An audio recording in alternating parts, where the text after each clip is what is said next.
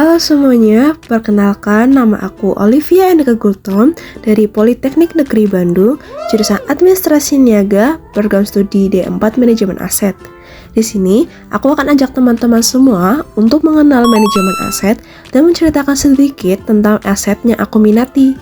Sebelumnya, aku akan jelasin definisi dari manajemen.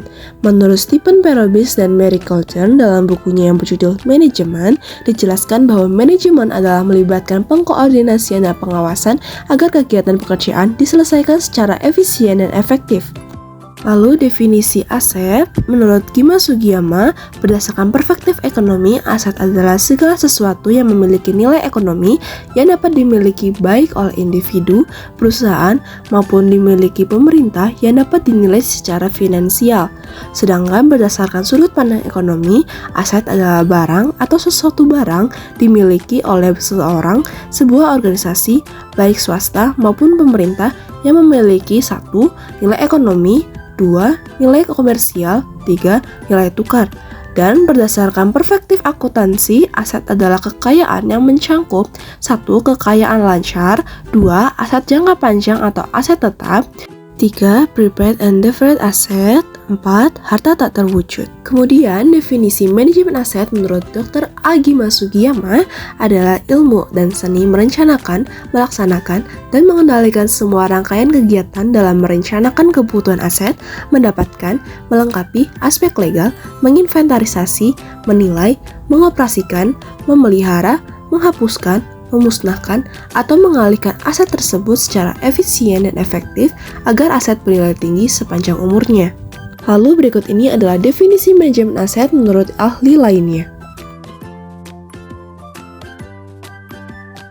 Dan di sini aset yang aku minati adalah Cihampelas World Mall yang berada di Jalan Cihampelas nomor 160 Cibaganti, Kecamatan Coblong, Kota Bandung, Jawa Barat dengan luas kurang lebih 3,5 hektar. Menurut pengertian manajemen aset yang telah aku paparkan tadi, Cihampelas Mall ini merupakan salah satu aset daerah Bandung yang memiliki jenis aset berdasarkan sifat wujudnya masuk ke dalam kategori aset berwujud. Dan berdasarkan tujuan penggunaannya, aset ini masuk ke dalam kategori aset tujuan komersial, di mana para pengunjung dapat dimanjakan dengan berbagai toko, mulai dari fashion, makanan, minuman, hiburan, dan banyak lainnya. Cihampelas World Mall ini juga pasti telah melakukan siklus aset, di mana menurut Dr. Agima Sugiyama menjelaskan bahwa aset-aset yang dikelola melalui alur sebagai berikut.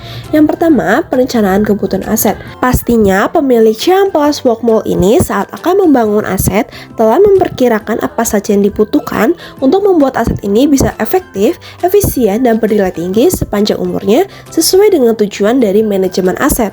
Kedua, pengadaan aset, di mana pemilik aset ini merangkai kegiatan untuk mendapatkan atau memperoleh aset barang maupun jasa yang dilaksanakan secara langsung, baik dari pihak internal atau eksternal. Ketiga, inventarisasi aset.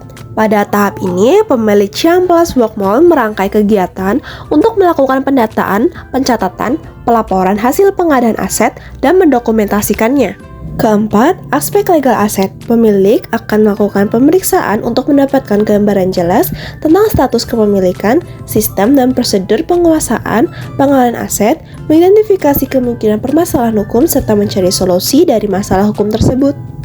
Kelima, penilaian aset. Pemilik dari Ciwol akan menilai kekayaan aset yang dimilikinya sehingga dapat diketahui nilai kekayaan aset tersebut. Keenam, pengoperasian aset, di mana pada tahap ini Cihampelas World Mall sudah dapat digunakan atau dimanfaatkan oleh pengunjung yang datang. Ketujuh, pemeliharaan aset. Pemeliharaan aset merupakan langkah mendasar dalam manajemen aset untuk menjaga dan memperbaiki aset untuk menjamin agar aset ini dapat berfungsi sebagaimana diharapkan. Pada kenyataannya, Cihampelas World Mall ini telah dipelihara dengan menyiram bunga yang ada, membersihkan lantai secara rutin untuk menjaga kenyamanan pengunjung serta menjaga aset agar dapat berfungsi dengan baik.